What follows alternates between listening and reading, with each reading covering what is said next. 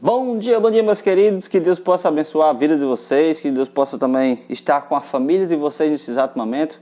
Iremos estudar agora, pela manhã, a lição da Escola Sabatina.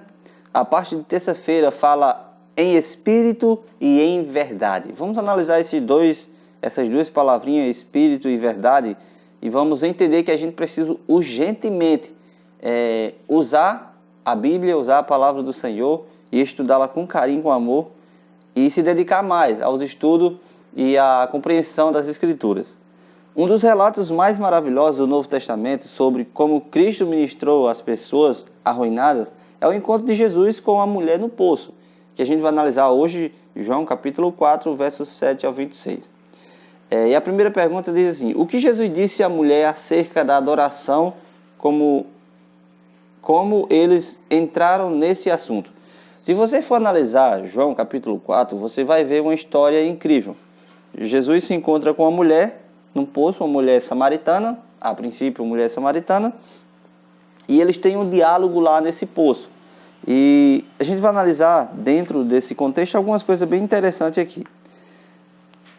Verso 7 de João capítulo 4 diz assim: nisto veio uma mulher samaritana tirar água.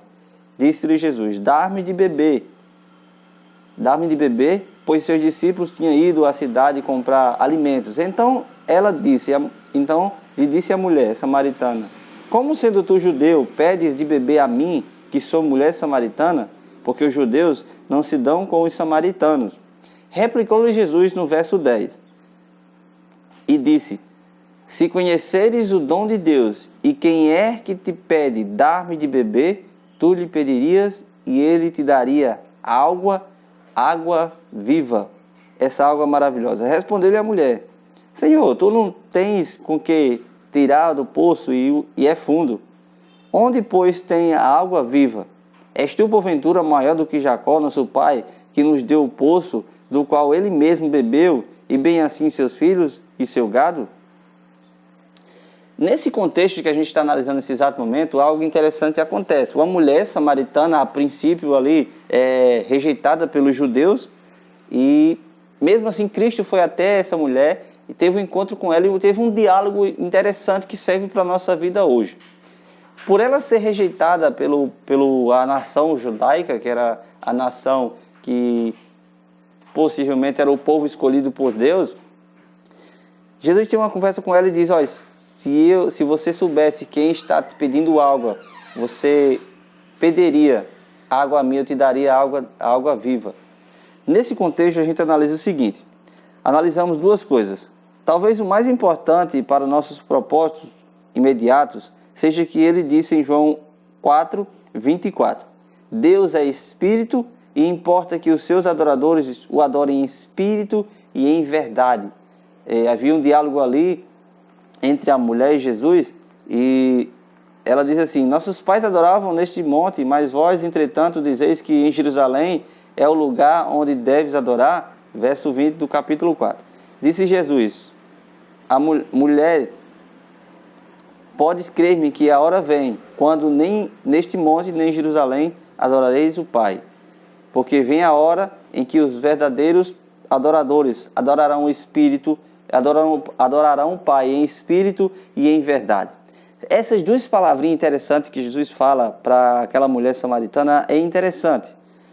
E a gente vai analisar o seguinte: olha, a verdadeira adoração ao Senhor deve ser em espírito, isto é, deve vir do amor a Deus, da experiência de conhecê-lo pessoalmente.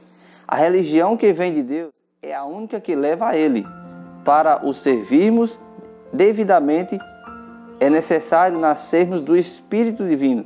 Isso purificará o coração e renovará a mente, dando-nos nova capacidade para conhecer e amar a Deus. Também nos comunicará obediência voluntária a todas as suas ordens.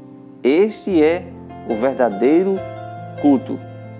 É o fruto da atuação do Espírito Santo. Então, Deus precisa que a gente deixemos que o Espírito Santo atue em nossa vida de uma forma que a nossa obediência a Deus seja uma obediência em amor, uma obediência que a ponto de talvez a gente ser até rejeitado pelas pessoas, mas que a gente possamos se tornar obediente ao Senhor.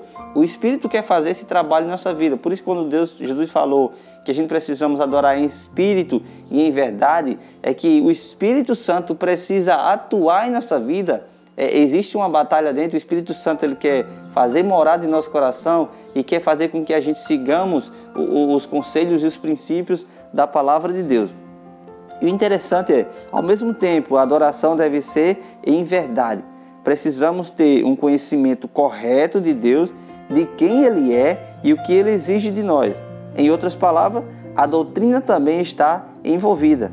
É muito significativo, por exemplo, saber que adoramos um Deus que não deixa as pessoas queimando no inferno por toda a eternidade. Isso é importante a gente analisar.